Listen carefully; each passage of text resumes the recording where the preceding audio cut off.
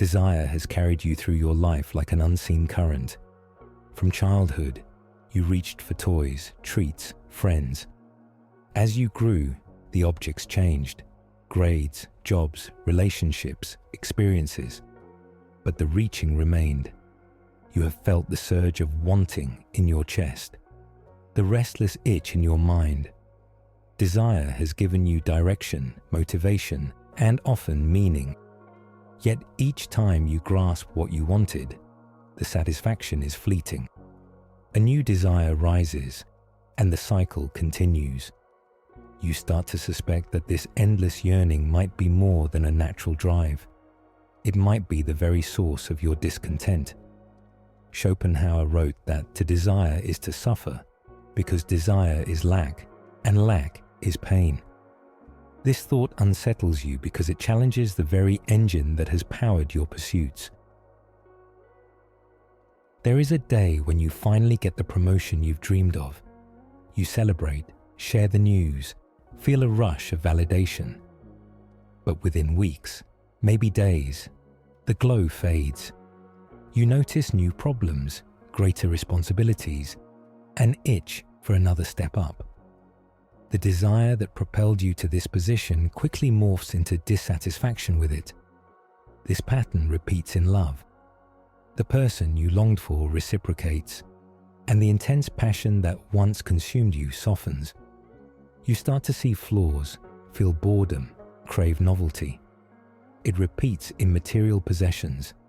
The car, phone, or home that once thrilled you becomes ordinary as soon as you get used to it. Schopenhauer observed that desire keeps you perpetually unsatisfied because it is insatiable. When one desire is fulfilled, another arises. If you interrogate your own life, you might see that your moments of contentment are brief intervals between longing and acquisition, which are the predominant states. Desire's promise is that the next thing will finally make you happy. This promise is seductive. It keeps economies running, relationships forming, art being made. Without desire, many argue, nothing would happen. But Schopenhauer doesn't argue for abolishing action. He argues that seeing desire clearly allows you to relate to it differently. Imagine desire as a child tugging at your sleeve, pointing at various things in a store. You can either hand them everything or recognize that the child will always point at something else. There is no end to the pointing. If you exhaust yourself trying to satisfy every tug, you will be frustrated and depleted. If you acknowledge the child's nature and sometimes say no, or sometimes pick them up and walk outside, you change the dynamic. You are not a slave to each impulse. You see desire's nature. It arises, peaks, subsides. You don't have to follow it every time. Desire often disguises itself as necessity. You might tell yourself that you need a new job to feel fulfilled, a new partner to feel loved, a new city to feel alive. But beneath these specific desires lies a deeper one, the desire to be okay. You want to feel secure, happy, and at peace. You chase external forms, thinking they will deliver the inner state. Sometimes they do, temporarily. But if your inner state depends entirely on external conditions, you are at their mercy. The weather, the market, the moods of others. These things are beyond your control. Schopenhauer suggests that to reduce suffering, you must shift your focus from the outer to the inner. This doesn't mean withdrawing from the world or giving up goals. It means cultivating a sense of contentment that is not contingent on outcomes. When a desire arises, instead of immediately following it, you can pause and ask, what state am I hoping this will give me? Is there a way to cultivate that state now, without needing this to happen? There is another layer to desire. It often arises from comparison. You want a certain life because you see others living it. You want to look a certain way because advertisements tell you that is attractive. You want to achieve particular milestones because society defines them as success. Desire can be a social construct as much as a personal one. Recognizing this frees you.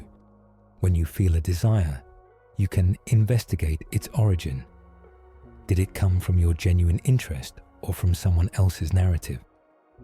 Schopenhauer was skeptical of the idea of individual will free from such influences. He saw will as a blind force. By examining desires, you loosen their grip.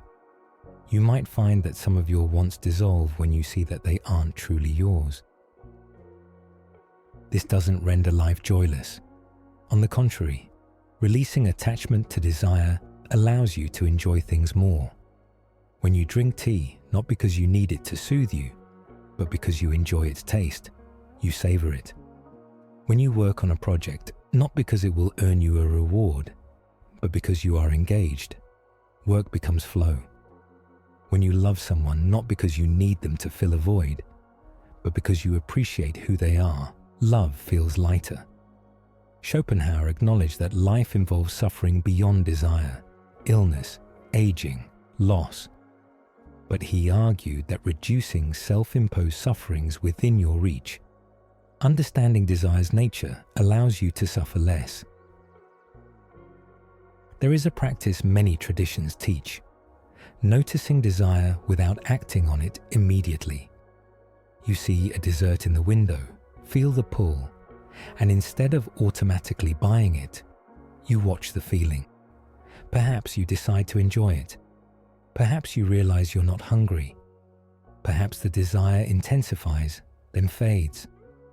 This observation builds patience. You learn that wanting and having are not the same thing, and that the intensity of desire often overestimates the pleasure of fulfillment. This doesn't make you ascetic, it makes you free. You can enjoy things fully or let them pass without feeling deprived. The root of suffering loosens because desire no longer dictates your sense of satisfaction. Sometimes desire drives noble actions: art, exploration, love. Schopenhauer himself loved music and considered it an escape from will. Desire isn't inherently evil. It is simply relentless. Understanding that relentlessness helps you avoid getting caught in its loops. You can channel desire into actions that align with your values and accept that satisfaction will be temporary. You can appreciate the transient nature of joy without clinging. When sadness comes, you don't chase desires to numb it. You sit with it and let it teach you. When joy comes, you relish it, knowing it will pass. There is peace in this cyclical understanding. You stop expecting the crest to be permanent and the trough to be punitive. You ride waves rather than build castles in the sand. At the end of a day, you might sit quietly and feel a desire arise, perhaps for a different life, a different body, a different partner. You watch it like a leaf floating downstream. You see its color, its shape, its direction. You do not jump into the river to chase it. You continue sitting, feeling your breath. For a moment, there is no reaching. There is no lack. There is simply awareness. This might be what Schopenhauer points to when he speaks of art and contemplation as relief from will. In these moments, you are not driven by desire. You are alive without pursuing. The restlessness quiets, and with it, suffering eases.